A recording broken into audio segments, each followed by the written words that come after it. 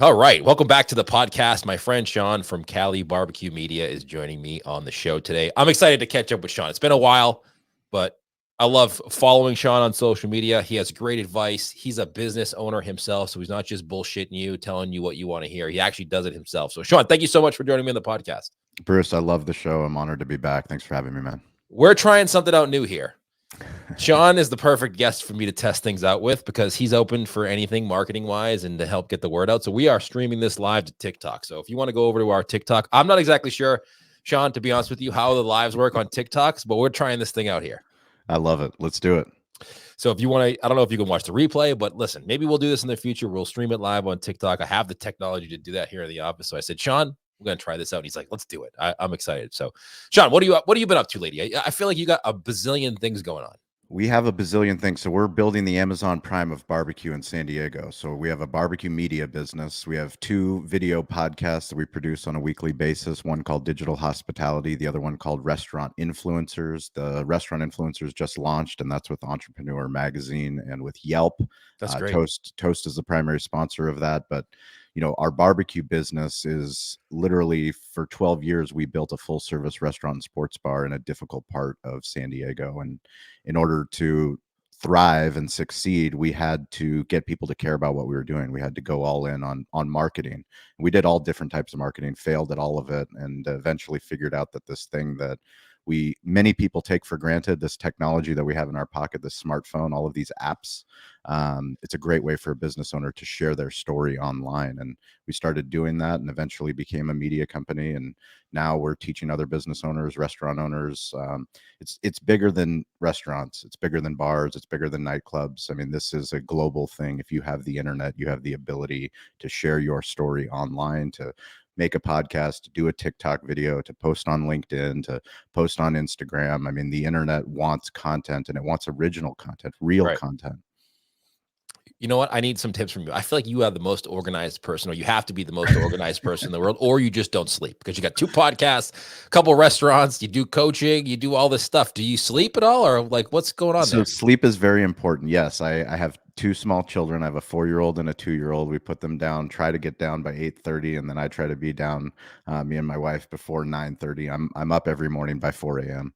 For me, that's my protected time. I have from 4 a.m. to 7 a.m. before the kids get up. That's my mind, body, and spirit. So I do a sunrise gratitude routine. I read, I journal, and I also work out. So Yeah, I love for that. me, I see your post to Instagram sometimes, your 4 o'clock thing, and I'm like, yes. damn, I don't know how he does that. But you're in California, so in Boston, it's 4 a.m. It's dark and 4 degrees out. It's a little bit harder to do that here. It is different. Yeah, I mean the coldest it gets for us is like in the 40s, and we start bitching and complaining here in San Diego. So I hate you.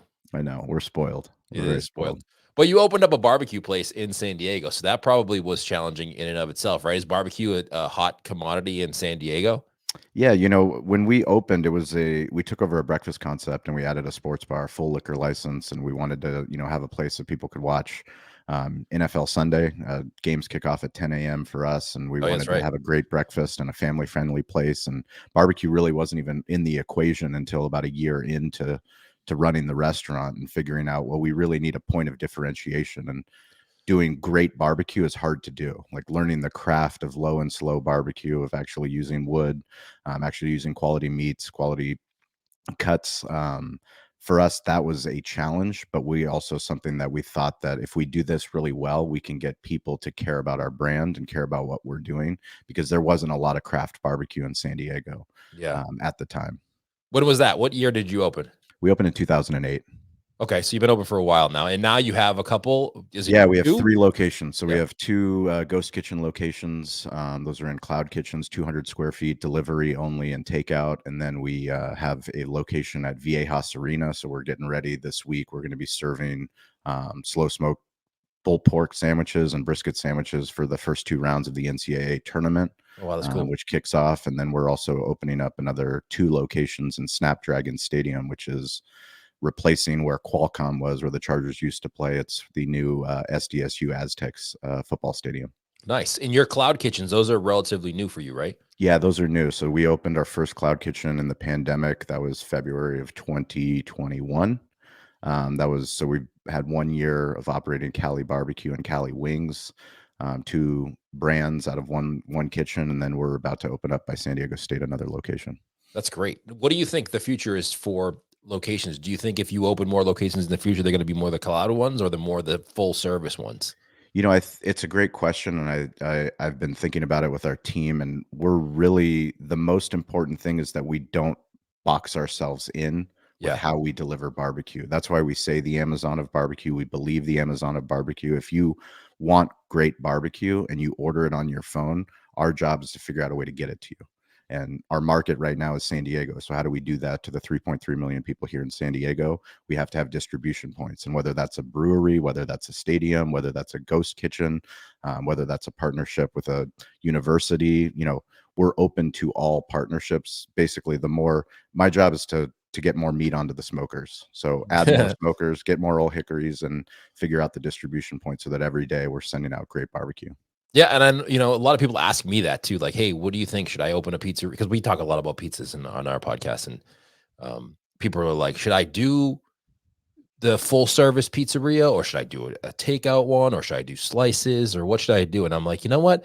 I think there will be a point in time in the future where I don't know. I feel like part of me thinks that the younger generation of folks don't associate food with going out to eat at a restaurant like we did or the older Correct. generation does. Yeah. So I think that it'll start to it'll be harder and harder for you to compete for those people who actually do still go out. But I think we're a long way away from it being a point where people are like, I don't want to go out to eat anymore. Yeah, I mean, I think, it's so important that restaurant owners, pizza owners, that we just understand that we can't discriminate how people eat our food. Like we Yeah. can't the amount of work and time and effort and all the money that we spent trying to get people to drive to an undesirable part of San Diego County to come and line up for brisket on an NFL Sunday. And now it's like I can't it just doesn't work like that anymore. We got the most valuable thing that everyone has is time. Yeah. So your cloud kitchens, do you do your own delivery or do you have like the We do our third so party? oh, no, we don't do yeah, so we partner with Uber Eats, DoorDash, and Grubhub. We do that at all of our locations, because it's economical. For us, the economics of doing our own delivery do not make sense. We're gonna leverage technology, we're gonna build on the backs of giants. That's why we have partnerships with all the biggest delivery services here in San Diego and whatever market we go to, because if we're partners with them and if we develop human relationships with people within the organizations, then they're much more likely to help us appear better on the app. We've been Yep. working with the Uber Eats team, and they've been doing a phenomenal job giving us all kinds of access to marketing, which is available to all the operators, but you just have to ask and you have to develop these relationships. And so much of what I just got back from Vegas speaking at MuirTech, which is the multi-unit restaurant technology conference, and what we've been able to do as a single unit barbecue restaurant before we added our ghost kitchen locations is understand that our story matters. Anyone that's listening to this podcast, your story matters. Your story in your business matter. All the decisions that you make, all the vendors that you pick, those matter. You took the time and effort to pick these people. If you pick those people and you use content, use that smartphone, and you start to share the story of why you picked that person, well, most of you are going to say, well, who the fuck cares? Like, why would anyone care about my point of sale system? Like, no one's coming to buy a point of sale system from me, Sean. Well, because we've been willing to share it, it generates the fact that we're educating our customer. But guess what? Our customer knows other restaurant owners. Other restaurant owners follow our Instagram account. Now I have people all over San Diego, actually all over the country, that will send me a message on TikTok. They'll send me a message on LinkedIn asking about Toast. Hey, we're with Aloha. I saw your video of you unboxing your toast equipment. And that video, that wasn't to sell more ribs. That was to develop a deeper relationship with Toast. It was to develop deeper relationships with other restaurant owners all over the globe. Anyone that has the internet can search for that and go, hey, we want to have better technology.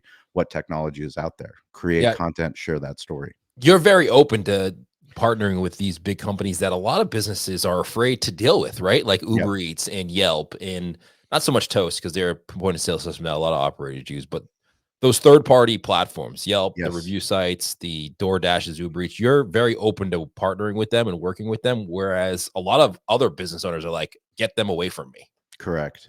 And And I I think like that. You're open to it. It shows that you're willing to take chance and see where it goes. Well, at the end of it, humans are the heart of technology. So a technology company is only going to be good as the humans behind it. And they need to have relationships, and in order for them to grow, in order for them to get more products to more restaurant owners or small business owners, they need stories. And the stories are going to be the products. Like me telling the story is a lot different than their marketing team or their social team coming up with a video telling a restaurant owner what they should have. Right. No, I actually pay for the product. I pay for the Yelp content that we use. We use Yelp Connect in our restaurant, and it's great business social because it pushes to a direct consumers right around the neighborhood of our restaurant. So I know that the content that I'm putting there is actually getting seen by people that have bookmarked our page or have written a review for our page. So for me, it's a very valuable tool. It's much more valuable for me to talk about that than for them to have somebody on their team talk about how great their technology is. Right. Speaking of technology, you're very heavy into using social media and technology. I just looking while you were talking there, I was just looking back.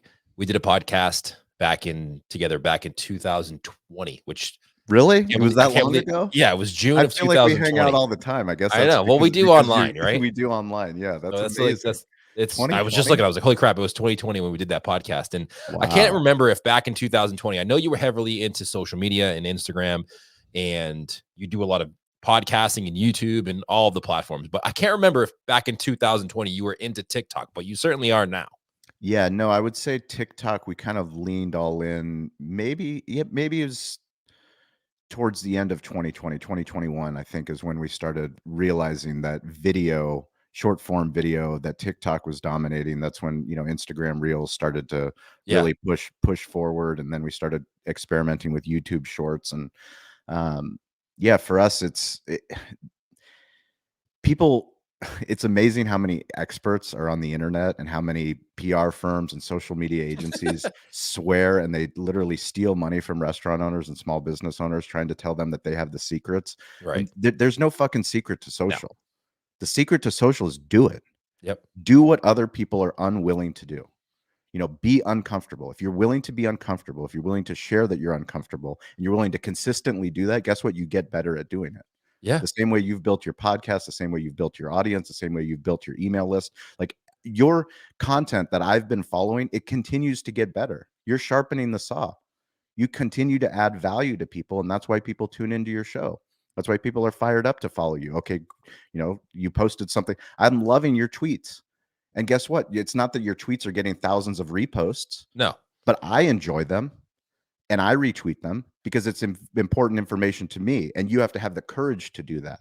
And Right. that's what I try to teach restaurant owners and small business owners. It's like so much of what we did and so much of what we've done over 14 years, no one gave a shit about. There's still stuff that we do that no one gives a shit about. It's true Like that. every day, it's like, I have to question myself. Like even before MeerTech, before my speech, I did a video for TikTok about, the content that I was going to be talking about.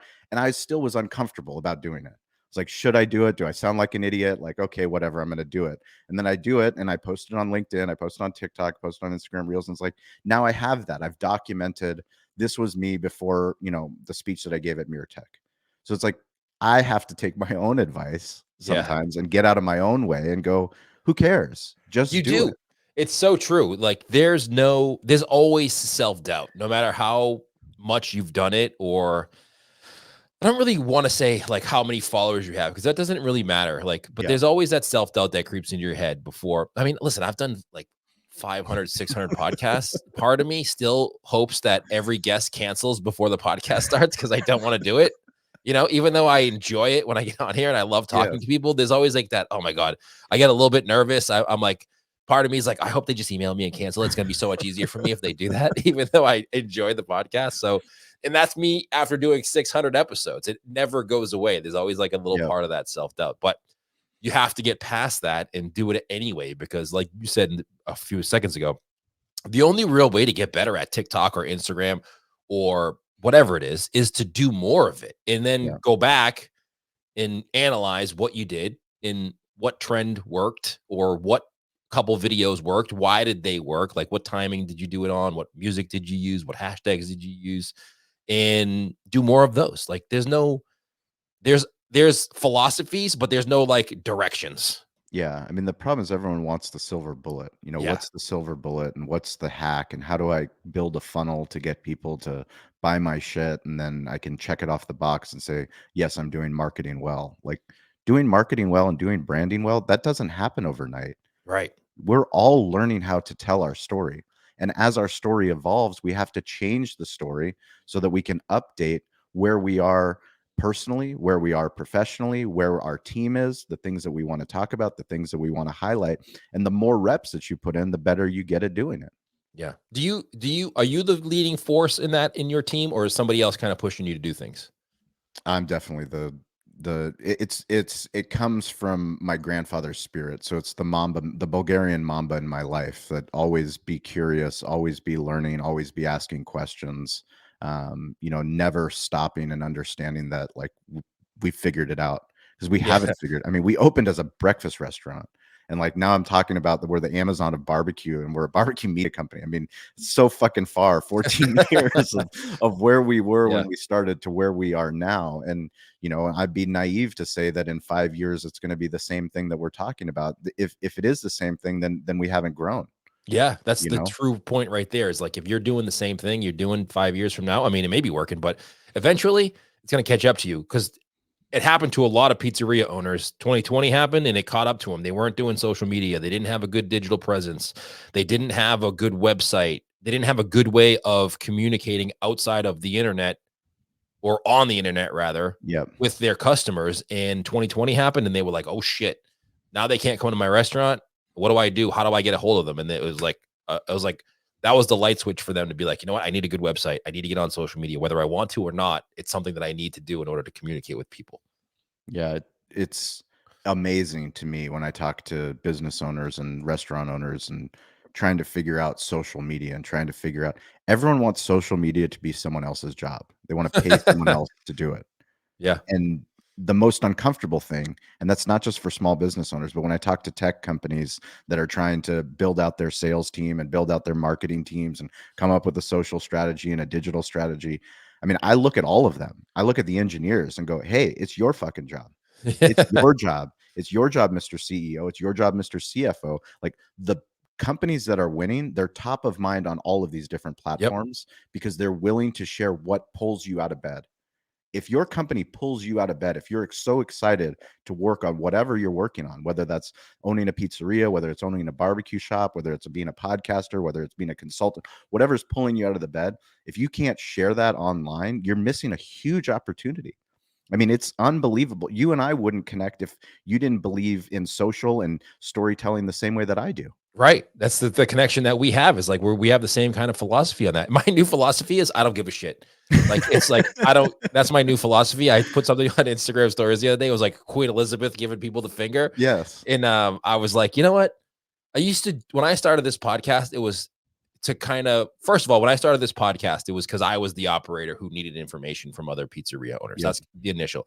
And it somehow transitioned into me trying to convince pizzeria restaurant owners that they needed to get on social media. And over the last year, I'm like, I don't give a fuck if you don't get on social media. Yeah. Like, I'm going to It's share what's your working. loss. Yeah. And if you don't want to do it, my response is, okay.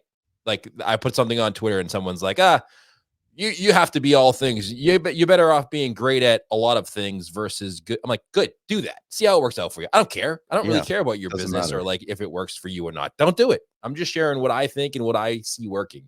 You can take it or leave it. Yeah.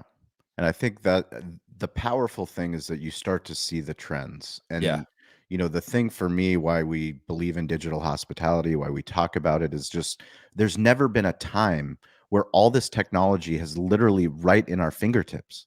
It's right in our fucking fingertips. Yeah. Like people have built businesses since the beginning of time.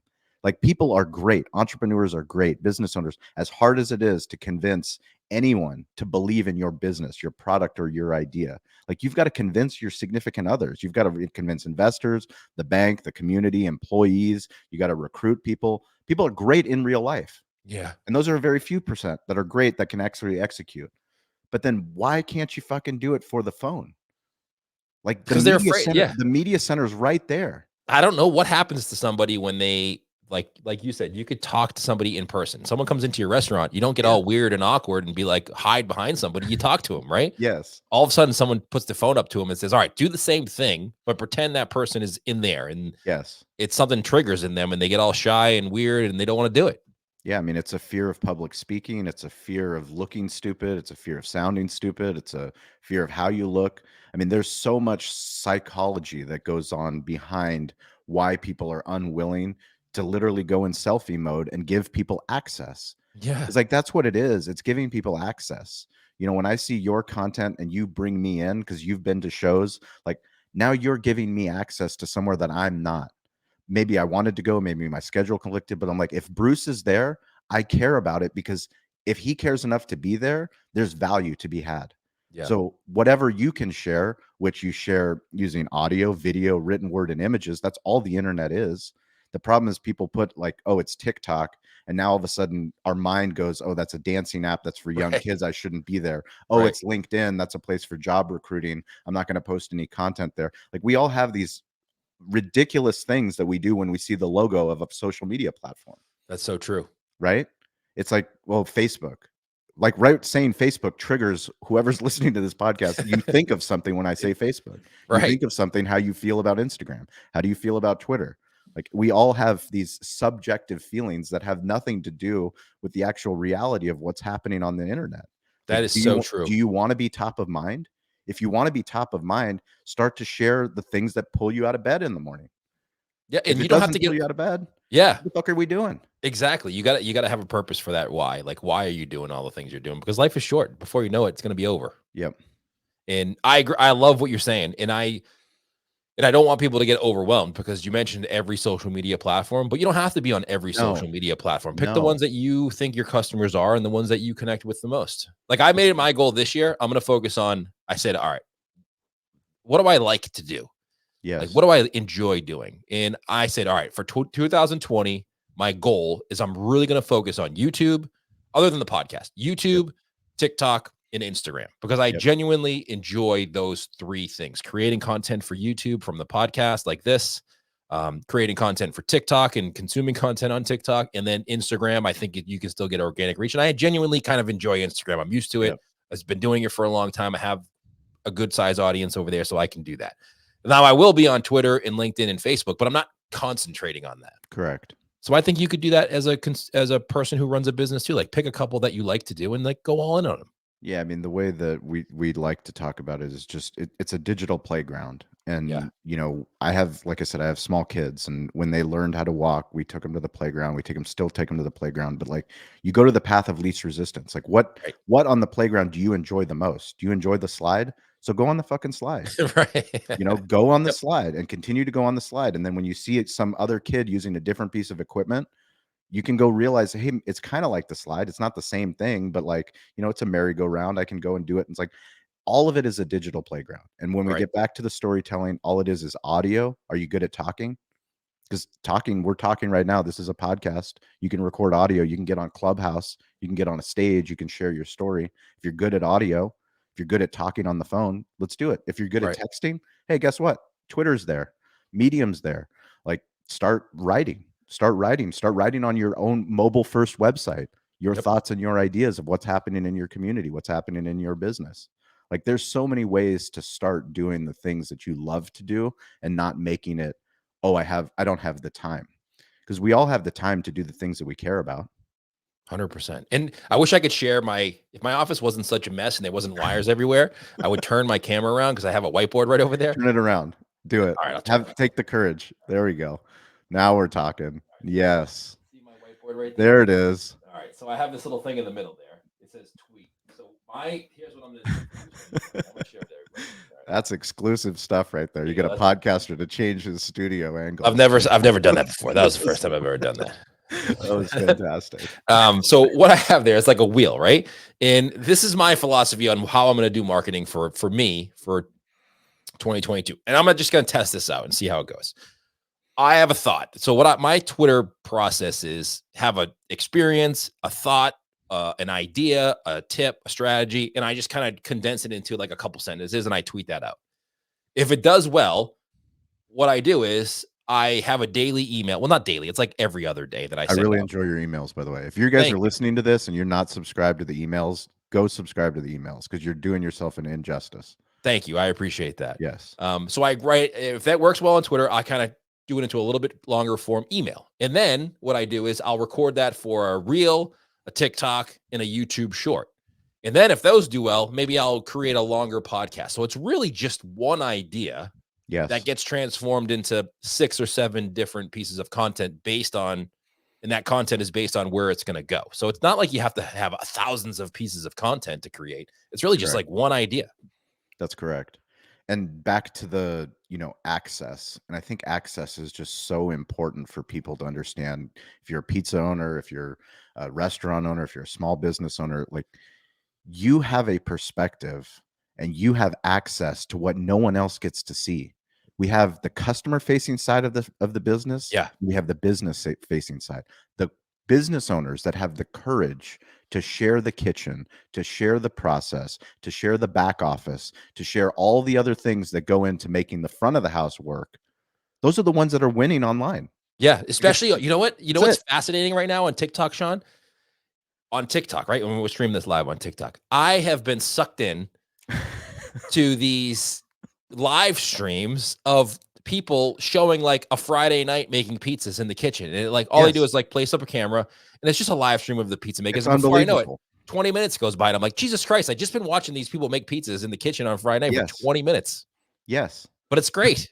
I love But seeing it. I mean, that's the world that we live in. And the world that we live in, the master smokehouse that we're building, we're going to be live streaming all of our cooking. I love Like, that. why not? Why would we not do that? Why would we not give access to the people? Because eventually the technology will be there with social selling where somebody could go, I see that rack of ribs. I want those 2 racks of ribs right there. And they're going to be able to order it and get delivered, like literally picking it up off the live stream. And Yeah. that's where we are. I don't need to build that technology. It's Already already there. there. I just Yeah. need to give access to the internet and know that all I need is one person to care. I would love to see that because I'm not great at making barbecue, but I would love to see how you guys do it. Yeah. And that's literally what we started doing on Instagram. Like on our Instagram for our Cali Barbecue Instagram and our Cali Barbecue TikTok, literally my instructions were 1 video a day, 1 reel a day, 1 TikTok a day. And all I want is you to give access to the process. All of it. All the secrets, everything that we make, our sides, our barbecue, how we prep it, how we pull it off. All of it. And I don't care if the kitchen's messy, like show it all. Yeah. I love And that. the more that we show it, the more that we've been growing. I mean, we've literally the organic reach by posting a reel a day has just been absolutely phenomenal. We started when I hired Samuel, who's a 22-year-old that I actually got by posting a TikTok video. Did you I really? posted the TikTok video, got 7 DMs of literally qualified people to do smartphone storytelling for our business. Hired this kid, and from the last 3 months, he's grown our account from 3,000 to 18,000 followers on Instagram. Wow. It's been like the growth. I've never seen anything like it on the platform. And Are you they're all doing reels? that's it. Only a Yeah. reel. One Yep, reel that's per day. fantastic. That's it. Yep. That's the perfect strategy. And right now, see that's the thing. You realize like, hey, Instagram wants reels, so let's just create reels until they tell us they Yes. don't want them anymore. That's correct. And that's it. That's it. It's not that hard. But No. like if you go on Instagram, see how many people aren't posting reels. See how many people aren't posting reels. How about people who email me and say, what should I do on Instagram? I say post reels. The next week I go look at their Instagram account and there's 7 photos. I'm like, what the hell are you doing? I said post reels. Of course it's not working. Short form video. Yeah. Short form video. Give the internet what it wants. Yeah, exactly. And then, don't complain about platforms changing. Every Yes. platform changes. Every business changes. Your business has gone up in price, has changed. Everything about it has changed and evolves over time. Same thing with these platforms. Like some will come, some will go, some will give you organic reach for free. And then maybe they'll ask you to pay a little bit of money. And then you just decide, well, how can I go around paying money? What can I do to create content that I won't have to pay money? If your content's good enough, it'll show it to people. I mean, that's the beautiful thing about what we talk about is you don't need a media team. Like literally everyone on your team already has the media center in their pocket. Right. Everyone has 4K capability in their pocket. You can go live from, the location of your pizza shop or the event that you're at. because if you have the courage to do it, it's scary. Every time I go live, it's scary because I'm like, is anyone even going to give a shit? What if nobody comes on? But like getting over that fear is literally what we have to do, and consistently getting over that fear, because that's how you build a community. And these communities that we have, I mean, you and I, you're on the other side of the country. Yeah. I feel like you're a brother to me. I'm like, I can't believe that we podcasted 2 years ago, because I see know. you multiple times throughout the week on different platforms, sharing your story, helping other people. I'm like, fuck yeah, Bruce is crushing it. I feel the same way, except on Clubhouse. On Clubhouse. I love Clubhouse. I know you love Clubhouse. I don't love Clubhouse. I'm a huge on Clubhouse. I know. I know you do a great job. It's podcasting coming to life. Yeah, the only thing I don't love about Clubhouse is it just got too noisy, right? There is a lot of noise, and it got too like, you know what it was? I love doing this, like conversations with folks where we can just concentrate and do a conversation. Yeah, and I don't mind somebody asking a question, but it came to a point where someone would come up on stage and it would be a 7-minute question, and it's like, the fuck, like, ask your question. I don't need to know your whole life story. Yeah. Just ask your question. Let's go. I think the key to Clubhouse is to be concise. Yeah. I had a podcast guest on. He does a great job on Clubhouse, but he said the key to Clubhouse is to be consistent and to be concise. Who was that guest? Stephen Mushelski. So he runs a club at actually 3:38 in the morning every single day on the West 3:30 a.m. 3:38 a.m.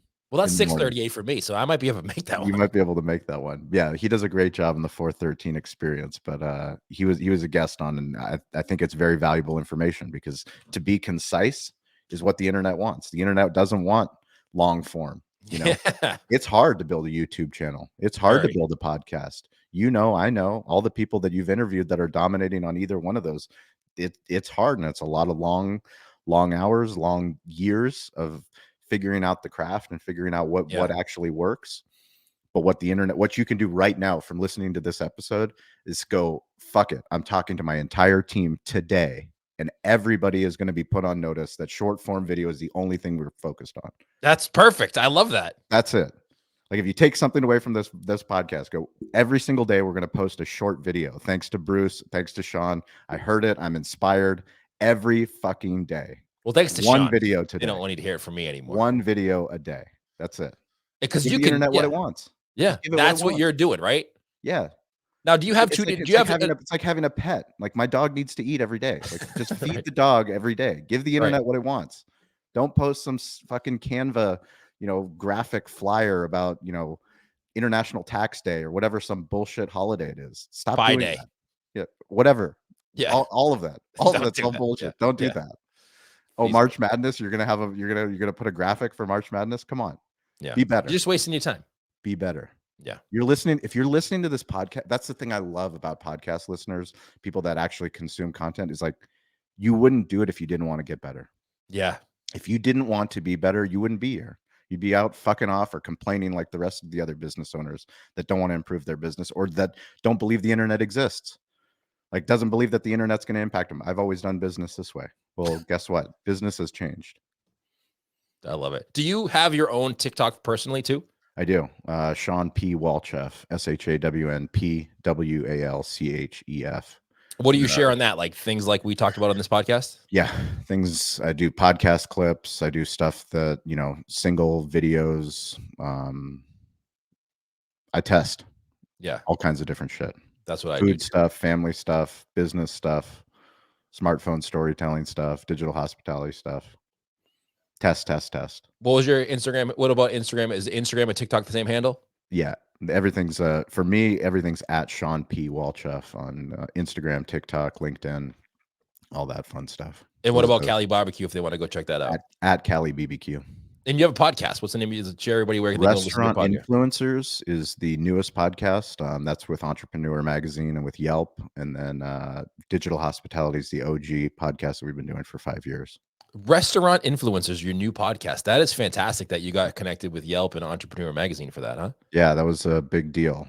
Getting a huge distribution channel like Entrepreneur Magazine they have shows with the founder of Netflix, and it's a big deal for us. And to have Toast believe in us and what we're trying to accomplish, and interview, people that are dominating online. It's literally everything that we talked about here. People that are not just run a great restaurant business, but they actually understand the online portion. So, you know, whether they're doing phenomenal on TikTok, or they're doing great writing blogs, or they're doing great on Instagram, we want to hear those secrets, because the restaurant podcasts are out there. You can find the great restaurant operators, but who are really dominating the online space? You know, the people like Sam the Cooking Guy that have 3 million YouTube subscribers that actually can, you know, launch a product like a knife or whatever they're doing. They're able to add multiple streams, as opposed to, you know, how we traditionally try to scratch a few pennies together in the restaurant business. Just to bring it full circle for people, I kind of want to just connect the dots here. So you have a barbecue restaurant. You Yes. use Toast as your POS system. Correct. You've shared stories about Toast Yes.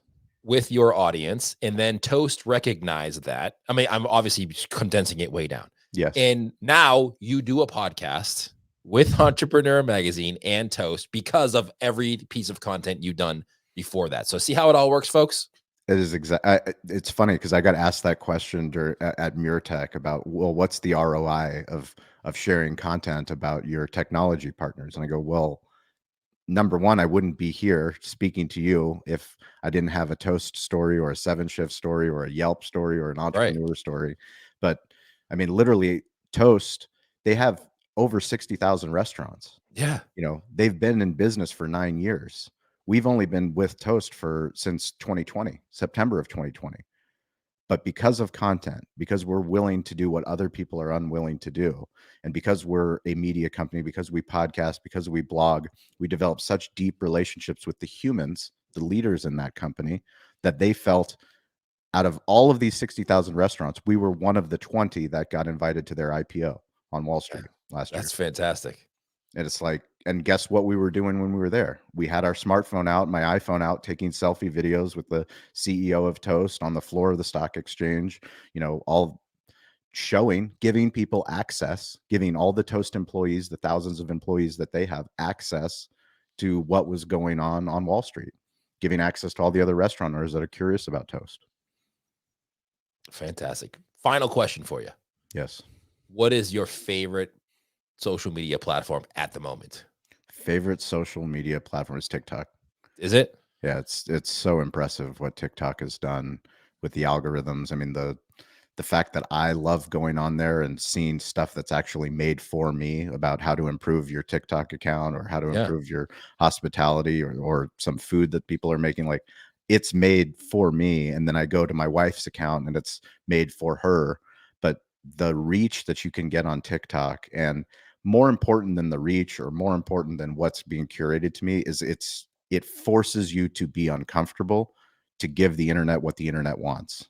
And literally that works on Instagram, that works on YouTube Shorts, that works on Facebook. It actually works on LinkedIn. LinkedIn does a much better job when you post a short form video on LinkedIn than posting just a static post. People want to see video. Video is so powerful. Yeah, I couldn't agree more with you, Sean. It's always a pleasure to talk to you, whether it's on a podcast or not on a podcast, maybe sometimes in Clubhouse. But thank you so much for joining me on the podcast. Just finally if I could ask you, just share again where people can go say hello to you if they need some help, or if they have a question after this show. Where should they go? Absolutely. You can reach out to me, Shawn, SHAWN, at calibbq.media. You can just Google my name and see all the content. I suggest you set up a Google alert for yourself and for your business. Good tip. Because that will inspire you to create more digital content. It's very important to understand that if you sell pizza in Boston and you put in a Google alert for pizza in Boston, I guarantee you'll get a Google alert every single day. But hopefully your brand starts to show up. And that's what content will do. It won't happen overnight. We're not looking for viral videos. We're looking for consistency. Right. So are you willing to consistently be uncomfortable? If you are, we're more than happy to reach out and help in any way we can. And thank you, Bruce. Appreciate you, man. One video a day. That's what Sean says. One video. That's it. You got to do. All right, Sean, thank you so much. Don't go anywhere, but it was great talking to you on the podcast, my friend.